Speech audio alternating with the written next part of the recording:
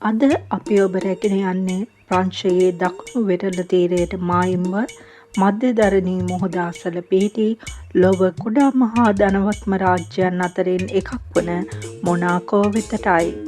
වර්ග කිලෝමීටර් 2කටත් අඩු භූමි ප්‍රමාණයකින් යුත් මොනාකෝ ලොව දෙවන කුඩාම ස්වාධීන රාජ්‍ය ලෙස සැලකෙන අතර ඉතාලි දේශ සීමාවට ඉතා ආසන්නව පිහිටා තිබෙනවා. කුඩා වුවත් අතිශය ධනවත් මොනාකෝව සුභෝභෝගී ජීවිතය, කැසිනෝ යාත්‍රා සහ ෆෝමියුලා 1 මෝටර් රථ තරඟ සඳහා ලොව පුරා ප්‍රසිද්ධයි. මොනාකෝවේ ජනගහනය 40,000කට ආසන්න වුවත් එරට භූමි ප්‍රමාණය ඉතා කුඩා බැවින් ජනගණත්වය ලොව ඉහළම අගයන් අතර පවතිනවා. මොනාකෝ ජාතිකයන්ට අමතරව ප්‍රංශ, ඉතාලි සහ අනෙකුත් යුරෝපීය ජන කණ්ඩායම් විශාල වශයෙන් වාසය කරනවා. ප්‍රංශ භාෂාව නිල භාෂාව වන අතර මොනැකෝස්, ඉතාලි හා ඉංග්‍රීසි භාෂාවද බහුලව භාවිතා වනවා.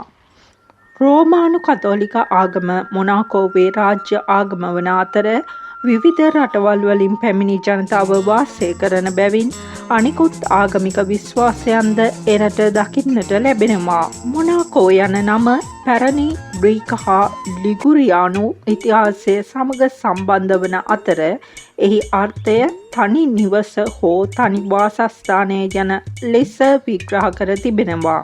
මොනාකෝවේ අගනගරය නිල වශයෙන් වෙනම නගරයක් නොමැති අතර රාජ්‍යයේ ප්‍රධාන පරිපාලන ප්‍රදේශය මොනාකෝ වෙලි ලෙස හඳුන්වනවා.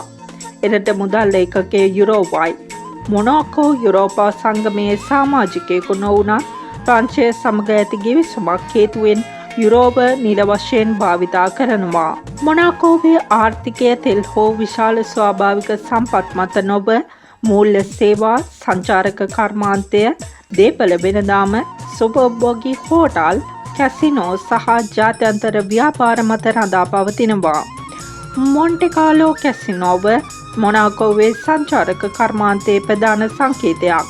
එරටේ පෞද්ගලික ආදායම් බද්ධ නොමැතිවීමද ලොව ධනවත් පුද්ගලයන් ආකර්ෂණය කරන ප්‍රධාන හේතුවක්.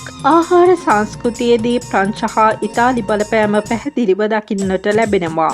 බාබජුවාන් නම් බෙදපු පේස්ට්‍රි, ස්ට්‍රොකාෆී වැනි මාළු ආහාර සහ මධ්‍යධරණී මුහුදු ආහාර මොනාකෝවේ සාම්ප්‍රදායික ආහාර අතරට එක් වෙනවා. සාම්ප්‍රදායික ඇඳුම්වලට වඩා නවීන හා සුඛෝභෝගී විලාසිතාව මොනාකෝ ජීවන රටාවේ කැපී පෙනෙන ලක්ෂණයක්. රාජකීය ඉතිහාසය, මධ්‍යධරණී වෙරළ, ධනවත් ජීවන රටාව හා මෝටර් රථ ධාවන උද්‍යෝගය එකම කුඩා භූමියක එකට දැකගත හැකි වීම මොනාකෝවේ විශේෂත්වයයි.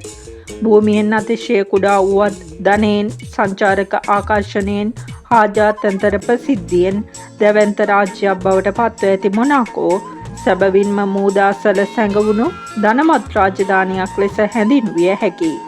තවත් ලොව පුදුමයන්ගෙන් පිරුණු ඉසව්වක තොරතුරු සමග නැවත හමුවෙමු.